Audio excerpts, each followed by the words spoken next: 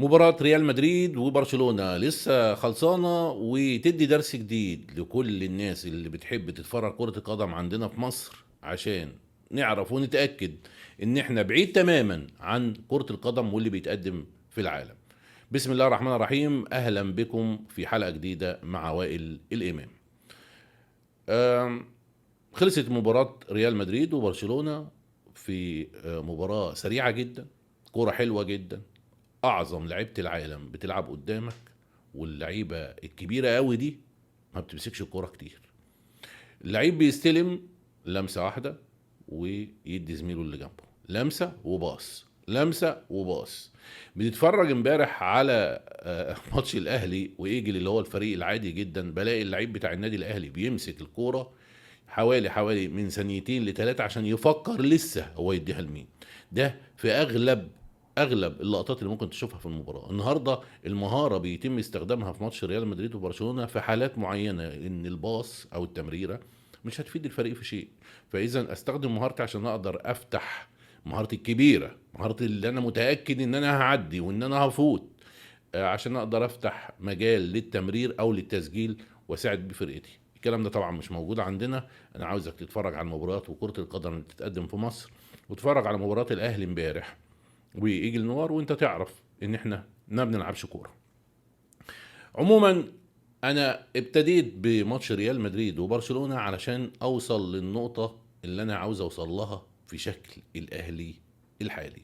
احنا طبعا دلوقتي بعد الماتش بتاع امبارح الناس بتتكلم هو المدير الفني الجديد وضعه ايه اللي احنا نقدر نشوفه خلال 3 مباريات سهلة جدا للنادي الاهلي من خلال هذا الرجل وادائه الفني. فتقدر تشوف بشكل بسيط جدا ان الراجل حتى الان لسه ما حطش ايده بشكل كامل على مفاتيح النادي الاهلي، وطريقة لعب واضحة تقدر تشوفها. انت القدر اداك خصوم سهله جدا في 3 مباريات، هتبدا تصعب معاك من مباراه بتروجيت، فالمصري، فالسوبر سيراميكا، والله اعلم هتصعد ان شاء الله عشان تلاعب الكسبان من بيراميدز والزمالك. مرحله جايه هتبقى كاشفه جدا ان انت تقدر تبدا تشوف المدير الفني الجديد للنادي الاهلي قوته فين، وهيقدر يفيد النادي ولا لا. مرحلة هتديك او هتقطع اليقين معاك، وتقدر توصل لمرحلة واضحة جدا من التقييم بشكل موضوعي عشان نتكلم بالمنطق ما نتكلمش بتسرع، لان ممكن يكون محتاج لسه الوقت، وده طبيعي جدا لانه ما استمرش مع الفريق لفترة طويلة. انت بتتكلم في 3 مباريات. اول مباراة تقريبا مسك الفريق يعني قبلها بيومين تقريبا، وبعدين كسب في ال3 مباريات، ودي نقطة مهمة. وبعدين راح لعب في ماتش في الدوري، وبعدين رجع تاني يلعب مع الماتش الاتحادي، اللي هي الفرقه اللي في المركز ال 17 اللي مستواه ضايع اللي احنا متاكدين منه. وبعدين رجع بعد كده لعب ايجل نوار تاني، وحصل له طرد لاجراد شهر عبيط كده في بدايه اللقاء. فمش قادر ان انت تحكم بشكل واضح جدا. في بعض الناس اصدرت حكما بالفعل، ولقيت في ناس بتهاجم وبتتكلم، بس يا جماعه رفقا، لان احنا ما عندناش اي فرصه تانية غير نجاح هذا الرجل مع الفريق السنه دي. المدير الفني الجديد للاهلي يستروب حتى الان مش قادر اعرف هو بيلعب ايه، بس اللي انا حاسه وبدات احسه ان الراجل عنده نوع من انواع التحفظ. يعني من الناس اللي هي لو وصلت للغايه وقدرت تكسب ما خسرش، بس الطريقه دي ممكن تنفع معاك جدا في بطوله افريقيا في بعض المباريات الصعبه، انما مش هتبقى سهله جدا، ومش تبقى بسيطه جدا في الدوري اللي محتاج ان انت دايما تقدر تجيب الهدف والتاني، وتقدر تضغط على الفريق اللي قدامك، لان الدوري عندنا دوري ما بي يعني انتوا عارفين الفرق بتقف 11 ورا، فلو خطفتوا هدف ممكن يكمل بنفس السيستم ونفس النظام، يجي كره ثابته كورنر تلاقيه بيسجل فيك هدف ويخلص الماتش تعادل او هزيمه ليك كمان في بعض الاحيان. فلازم يبقى عندك حته المغامره وحته طريقه اللعب اللي الناس بتبحث عنها مع النادي الاهلي عامه، وهو شكل الكوره الجميل الحلو اللي احنا بنتمناه. فهل انت تقدر تحكم بشكل واضح حتى الان على المدير الفني ولا لا؟ الله اعلم. انا بسالك وانت قاعد معايا، هل انت حكمت؟ متهيالي التعجل في الحكم على المدير الفني هيبقى غلط كبير جدا مننا، ولكن حسيت حتى من التغييرات بتاعت المدير الفني امبارح انه مش عاوز يستقبل هدف، انه عاوز يحافظ على شكل الفريق الدفاعي. الراجل قال كلمة مهمة جدا في المؤتمر الصحفي اللي فات، والكلمة دي ممكن نحطها كده عناوين في المرحلة الحالية. هو قال ان طريقة اللعب او الطريقة الهجومية للفريق تخليك تحرز اهداف، انما مهم جدا ان انت تحافظ على الدفاع بتاع الفريق عشان لا تستقبل الاهداف، والطريقه دي هي اللي تقدر توصل بيها للبطوله. فهل يستروب من المديرين الفنيين اللي بيتحفظوا وعندهم حتة التحفظ في مبارياتهم، ولا الراجل لسه بيكتشف وبيقدر يشوف بعض مفاتيح لعبه عشان نقدر نحكم بشكل واضح هو الراجل ده هيقدر يستمر معانا بشكل قوي مع الفريق، ولا هيكون في بعض تعثرات في الفترة الجاية. التحفظ ده ممكن يخلينا برضو نشك هو الراجل برضو هل هو عنده بعض المشاكل. امبارح كان مقعد لعيبه كتير، وكان قرار صائب جدا بالمناسبه وما كانش مغامره. انت بتلعب فرقه واقعه يا جماعه، بكره القدم فرقه ملط. الفرقه امبارح ما عملتش عليك اي هجمه خطره تقدر تقول يا خبر ابيض وتطلع، او حتى في المباراه اللي على ملعبهم عملوا نفس الكلام ده. ففي الاول والاخر انت ما عندكش الفريق اللي يخوفك، حتى لو بتلعب ب10 لاعبين انت المفروض تقدم بشكل افضل من كده. طريقه لعب اللعيبه نفسها والاسلوب اللعب اللي انا اتكلمت عليه او ربطته بماتش ريال مدريد وبرشلونه، وابدا وبص على المباراه واتفرج على طريقه التمرير وطريقه الاستلام. اللعيب بيستلم يبص يمينه ويبص شماله، وبعدين يتحرك له خطوتين، وبعدين يقرر انه يباصي لواحد جنبه. شيء غريب كده، شيء قدم في بطوله في كره القدم عامه. اللاعب يمسك كره 3 4 ثواني لغايه ما يطلعها من رجله. فين ده في العالم دلوقتي؟ نادرا لما بتشوف لعب سريع، ولو عملت لعب سريع بتبقى خطر بالفعل، لكن ما بتعملش الكلام ده. فكره ان انت تلعب بالطريقه دي عامه هي فكره قديمه جدا، ولا تفاجئ اي خصم، ولا مش هتخليك ان انت تقدر تسجل بشكل سريع. امبارح برضو شفنا طريقه اللونج بول وطريقه اللعب الكره الطويله مع يستروب مع النادي الاهلي برضو، واستمرار للطريقه اللي لعب بها الماتش اللي قبله مع الاتحاد. الاتحاد كان متقدم في الدفاع شويه طلعوا، فاحنا ممكن كنا نبرر انه بيحاول يلعب الكره الطويله من ورا دفاع الاتحاد، زي الكره اللي خدها زيزو وعملها بالعرض لبن شرقي، كانت في مساحه وقدر يسجل منها. هل طريقه الراجل هو اصلا معتمد على كده، ولا عنده افكار تانية؟ ده اللي هنقدر نشوفه. احنا عندنا بعض اللاعبين عندهم مشاكل كبيره جدا في الملعب نقدر نشوفهم بشكل واضح. كوكا حتى الان مش قادر يلاقي نفسه في اي حته خالص نهائي. بيعمل باصات غلط بالهبل. معرفش كوكا بيعمل ايه في الملعب، ومعرفش كوكا يعني انت بتلعبش حد يا كوكا. ده انت لما تغلط في باص ولا ما تقدرش تبدع في مباراه زي دي، تقدر تبدع امتى وتقدر تتالق امتى؟ محمد طاهر لعيب مؤدي كالعاده وما يقدرش يفيدك فنيا في اي شيء. هو طريق خيار استراتيجي اذا عاوز تقعد حد ولا حاجه تنزله، لكن حتى على مستوى يعني ان هو ينزل يقدر يعمل لك الجديد ما بتلاقوش، الاضافه مش موجوده. امبارح عبد القادر هو الوحيد اللي كان بيحاول بمهارته فقط وبالفتوانه وبالدراع انه يحاول يعدي ويعمل لك شكل.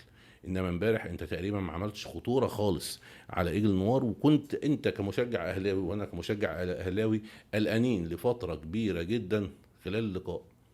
يعني ما شفناش ما شوف، انت طبعا عارف ان احنا عندنا ضغط مباريات الفتره اللي جايه، وممكن ده اللي خلى المدير الفني امبارح ان هو يحاول ان هو ما يخليش لعيبه معينه فتره طويله في الملعب. هو امبارح عمل اختيار او اختار بعض اللاعبين اللي هم ما شاركوش بقالهم فتره. وعلى فكره انا شخصيا كنت معاه جدا في الاختيارات دي. راحه اللاعبين في الوقت ده، اللعيبه تقعد بره وتستجم كده شويه عشان احنا داخلين كمان يومين في مباراه تانية، وبعد كده زي ما قلت لكم مباريات مستمره لغايه نهائي الكاس السوبر اذا ربنا كرمنا ووصلنا. فهل هو الفتره الجايه هنشوف شكل جديد مع اللعيبه الاساسيه لما ترجع؟ هدف محمد علي بن رمضان اللي عمله محمد علي بن رمضان امبارح ليه لما عدى واداها لعمر كمال عبد الواحد اللي جات له نفس الكوره في ماتش الزمالك، وعمل كوره عبيطه جدا تقدر تضحك عليها بشكل واضح، واختار كده خيار غريب جدا لان الكوره بره بدل 3-1 يعني، وكنت خلصت الماتش خلاها 2 زي ما هو. اتعملت له نفس الكوره امبارح من محمد علي بن رمضان، اللعيب الوحيد اللي في نص ملعب الاهلي حاليا اللي يقدر يعمل لك شكل زي ده. على فكره محمد علي بن رمضان عمل اللي ممكن اي حد يعمله لاعب كره قدم. استلم الكوره لقى في مساحه، اتحرك في المساحه بعد الضغط وخدها، وتقل على عمر كمال لغايه ما ياخد مساحته ويقدر يعدي في الانفراد، وراح مديله الباص. الكلام ده ما بنشوفوش امبارح والله يا جماعه. لعيبه امبارح كوكا امبارح بيرجع الكرة من منطقة جزاء ايجل نوار لشوبير في مشهد ضحك يضحك. اللعب حتى لقدام، بيبقى اللعيب عندنا قدامه مساحة وعنده مساحة يتحرك فيها، ما بيجريش، بيقف ويباصي لحد جنبه. بوسطجية يا جماعة، الطريقة دي اتلغت. انت يا حبيبي بتلعب كورة جديدة، كورة قديمة جدا ما فيش حد بيلعبها، حتى الكورة القديمة ما بقتش كده. عندك مساحة وعندك مكان ان انت تقدر تعمل ابداع فيه، ما بتعملهاش. التمريرة اللي فيها الريسك باص وان انت تقدر تطلع زميلك انه يروح انفراد او يروح، ما بتتعملش. الكورة اللي ممكن يبقى فيها نوع من انواع المجازفة، ما بتتعملش. الكلام ده مش هيفيد الفريق في شيء لو ما كنتش تطور نفسك وتحاول ان انت تقدم شيء جديد للنادي الاهلي الفترة الجاية. معلش بقى، انت عندك شهر يناير، فحاول تلحق نفسك. انت محتاج 2 مهاجمين. اتنين، اتنين مهاجمين، لان ممكن جدا جراديشار يمشي بالشكل اللي احنا شايفينه ده، ممكن يمشي. فلو مشيته هيبقى معاك محمد شريف. طب هتعمل ايه معاك محمد شريف؟ لا، انت لازم تجيب 2 مهاجمين، واحد اجنبي وتدور لك بقى وتنبش كده على واحد يتسجل مصري، او واحد مصري يكون عنده او في منه مستقبل. بما اننا ما بنطلعش مهاجمين، لازم الاهلي الفتره الجايه يعمل حاجه زي كده. الاهلي محتاج مساك تاني، ومحتاج باك شمال، ومحتاج حد في او الوينجات او الاجنحه بتاعت الفريق يقدر يساعد المجموعه اللي موجوده. لو غاب امام عاشور ما عندكش بديله، هتضطر ترجع واحد زي زيزو او واحد زي تريزيجيه يلعب 8. لازم الكلام ده كله يتحط في ترابيزه مجلس الاداره الجديد اللي انتخاباته الجمعه الجايه، ونبدا نشوف احنا هنجيب مين عشان يساعد الفريق. بالمناسبه امام عاشور بالكلام كله انه خلال يومين 3 هينزل التمرين. هل امام عاشور ممكن يلحق مباريات السوبر؟ امام عاشور يا جماعه نقطه قوه جباره في خط وسط الاهلي اذا رجع، يفرق كتير جدا مع الفريق. يفرق ده على المستوى المهاري والمستوى البدني ومستوى الابداع ومستوى الهجوم والدفاع. امام عاشور عنده كل القدرات دي، زائد ان عنده روح وعنده المهاره الكافيه اللي يقدر يخليك متفوق على الخصم في نص الملعب، او يبقى عنده زي ما بيقولوا اللمسه الابداعيه المفقوده حاليا في فرقه النادي الاهلي. النادي الاهلي لو تقدر تبص على شكل الفريق والفريق بيقدمه الفتره اللي فاتت، مش هتحس ان في ابداع، مش هتحس ان انت مستمتع كمشجع. يعني متهيألي يعني ان احنا اغلبنا واحنا بنتفرج على مباريات الاهلي الاخيره بتشعر بالضجر والملل والقرف، وممكن تروح تعمل كوبايه شاي وترجع وتلاقي نفس الكره هي ما خلصتش. فالموضوع والشكل ده مقدم او عامل ازمه. انت بقيت تطلع كل ماتش تقول الحمد لله مبروك علينا، كل المباريات بتكسبها فرق واحد بالعافيه، وساعات كمان بتبقى يعني من عند ربنا كده.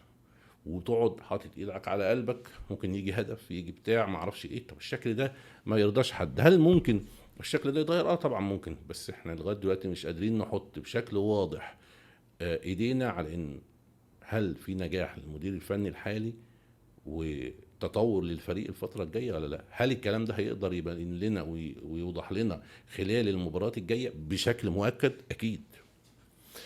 لو ما قدرناش نحكم على هذا المدير الفني خلال ال3 4 مباريات الجاية الصعبة جدا للنادي الأهلي، يبقى لا، صعب بقى. ما هو أنت لازم تعمل حاجة جديدة. أولا خلينا نتفق إن هو معاه فرقة كبيرة برضو، حتى لو عنده نواقص هو معاه فرقة كبيرة. فلازم يبدأ يورينا أمارة الفترة الجاية، يورينا بصمة، لأن كلنا عاوزين ننجحك وما عندناش أصلا خيار تاني ولا أمل تاني غيرك. ما هو مش ممكن هنبقى بنغير ريبيرو ونجيب عماد النحاس، وقبلها كنا ماشيين كولر، وبعدين نجيب يستروب وبعدين نقول له شكرا. انت بتضيع الموسم حرفيا. فاحنا عاوزين الراجل ده نحافظ عليه ونخليه موجود في الصورة بأي شكل وبأي قوة جماهيرية ودعم انه يكمل. بس لازم تدينا أمارة، لازم تطور الفريق وتدينا شكل أفضل للنادي الأهلي الفترة اللي جاية. بشكركم جدا. هنتقابل ان شاء الله الفترة الجاية مع مواجهات مهمة جدا وصعبة للنادي الاهلي، وهيكون في كلام اهم اكيد هيتقال. شكرا جدا لوجودكم معنا، ونتقابل على خير. السلام عليكم.